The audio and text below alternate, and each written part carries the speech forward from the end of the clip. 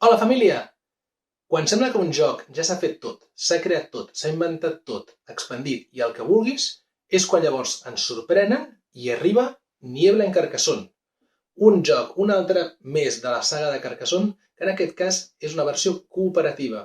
Un joc que tots sabeu que, si no sabeu, sabeu ara, que és en Klaus-Jürgen Wrede i ens l'edita De Beer.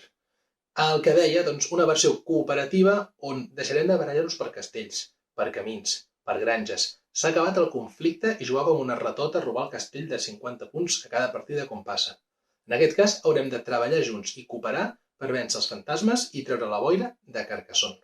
Un joc realment complicat de guanyar, fins que no agafes el ganxet, costa, té el seu repte, i que amb molt de gust us ensenyaré a jugar, així que vaig a muntar la taula i ens veiem ara.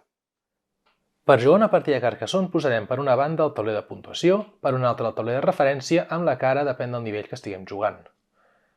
La lloseta principal és aquesta més gran, que es diferencia principalment per la mida i pel fons, que és més fosc, com ens té habituats la saga de Carcassonne. La posem al centre de la taula. Separem a la reserva els fantasmes i també les fitxes d'objectiu i la dels gossos, que les farem servir a partir del nivell 3. Seguidament apilem en diferents piles les fitxes que entraran en joc, que són totes les de la partida, a partir del nivell 2. A les de nivell 1, aquí ho ens indica aquí, se'n descartaran unes quantes. Pel que fa als jugadors, cadascú agafarà 4 meeples del seu color en partides a partir de 3 jugadors.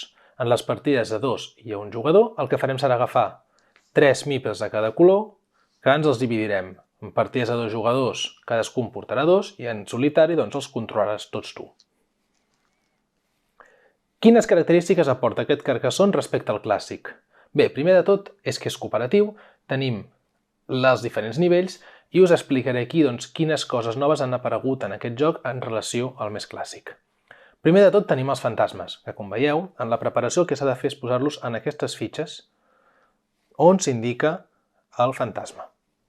El flux del joc és el mateix que el del joc clàssic, que és robar una lloseta, posar-la en el terreny de joc i col·locar un seguidor en cas que ens interessi.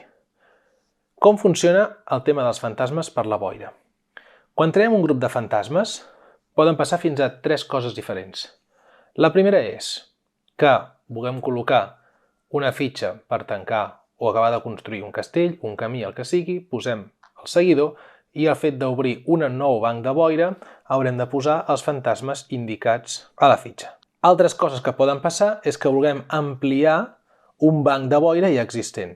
En aquest cas hauríem de posar 2 fantasmes aquí, però com que estem ampliant una zona de boira ja existent, posarem un fantasma menys del que indica a la fitxa, per tant en aquest cas només un. I l'últim cas que ens pot trobar és que vulguem tancar una zona de boira. En aquest cas, al ser tancada i acabada, igual que passaria en una ciutat o un camí, es puntua entre cometes. En aquest cas la forma de puntuar no és en punts, sinó retirant els fantasmes que hi hauria en aquesta zona. Per què és important anar retirant els fantasmes? Si en algun moment s'han de posar fantasmes i no en queden a la reserva, perdem la partida. És molt important seguir bé les passes del joc, el flux de la partida, bàsicament perquè quan es roba una fitxa, el pas a seguir és: es posa la fitxa, es posa el seguidor, es posen els fantasmes, en cas d'haver de posar fantasmes, si tanquéssim una zona els retiraríem, però si els hem de posar és ara que els hem de posar. I finalment, en cas que sigui possible, es puntua la ciutat, el camí o altres elements. Faig especial èmfasi en tot això perquè pot existir l'opció de robar una fitxa i fer una cosa com aquesta, posar el seguidor i puntuar el camí. Però llavors, a l'hora de puntuar, en lloc d'anar a sumar els punts que hauríem de sumar, el que podem fer és no sumar aquests punts i retirar 3 fantasmes al tauler. Per això és important primer posar-los i després puntuar, perquè si no es podria fer alguna pirula i fer trampes sense voler. Quins altres elements entren en joc en aquest Carcassonne? Per una banda tenim el castell. El castell no és més que el que seria el monestir en el joc clàssic, però en aquest cas es puntua d'una forma diferent. En el moment en què completem al voltant de les fitxes del castell, es passa a procedir d'aquesta manera la puntuació. Puntuarem 2 punts per cada fitxa que tingui boira al seu voltant, fins a obtenir un màxim de 18 punts. En aquest cas serien 2, 4, 6, 8, 10, 12, 14 punts. Aquesta no puntua i aquesta d'aquí tampoc puntua. L'últim element innovador d'aquest joc que us presentaré és el cementiri. El cementiri és una fitxa punyetera que el que ens farà és fer aparèixer més fantasmes ràpidament. El seu funcionament és molt senzill. Surten fantasmes i els hem de posar. Per exemple, aquí en posaríem un i també se'n posaria un al cementiri. I així cada torn. I en quin moment desapareixen aquests fantasmes aquí? Doncs molt fàcil, quan rodegem al seu voltant de fitxes. En el moment que un jugador aconsegueix tancar el cementiri de forma ortogonal, tots els fantasmes que hi havia presents dins el cementiri se'n van fora i automàticament s'agafa un míper que hi hagi en el terreny de joc, és indiferent quin, se n'agafa un i es posa aquí estirat com un enterrador. Aquest míper seria el mateix que un granger en el joc clàssic, però en aquest cas ni puntua, ni interactua, ni es mourà d'aquí en tota la partida. Simplement és per tapar el cementiri i la fuita de fantasmes. A més, haureu vist que hi ha aquestes fitxes aquí. La fitxa d'objectiu simplement l'hem de posar a la casella del tauler principal que ens indiqui la puntuació objectiu, doncs el nivell en qüestió. En aquest cas el primer seria 50 punts. Posar-la aquí i quan aconseguim fer entre tots els punts, doncs guanyem la partida. I aquestes dues fitxes de gos surten a partir de nivell 3, no us faré spoiler del que fan, però ens donaran un cop de mà en el terreny de joc en diferents fantasmes i punts que ens aniran atorgant.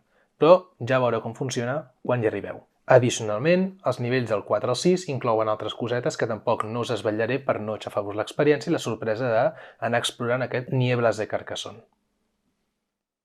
I fins aquí una introducció de Niebla en Carcassonne, un joc que ja heu vist amb mecàniques realment similars al Carcassonne clàssic, però alhora li dona una petita volta i els fantasmes que juguen molt a contrarrellotge, exprimint-nos cada moviment, cada acció que fem, ens realment dificultaran la tasca de guanyar cada partida. Els 6 nivells són tots rejugables, lògicament quan t'has passat el 6è, doncs potser per aquest al·licient de continuar jugant, però tot i així a veure qui és el guapo que arriba al 6è i se'l passa. Un joc que m'ha enganxat molt des del primer moment i la veritat és que no m'esperava que em sorprengués positivament com una cosa tan bèstia. I els recomano que el proveu i que gaudiu de l'experiència perquè realment jugar un Carcassonne en cooperatiu, ostres, és completament diferent i has de pensar realment en anar a ratejar els llocs per aconseguir més punts. I el canvi de volta, doncs, s'agraeix en una saga que té ja més de 20 anys i aquest canvi d'aires crec que li ha sentat bastant bé. Així que jo em despedeixo aquí. Si us ha agradat el vídeo, us convido que li poseu like, em comenteu què us sembla el joc si ja l'heu jugat o quines intencions teniu i que us subscriviu al canal, que m'ajudarà moltíssim. I res, ens veiem al proper vídeo i us espero aquí. Que vagi molt bé!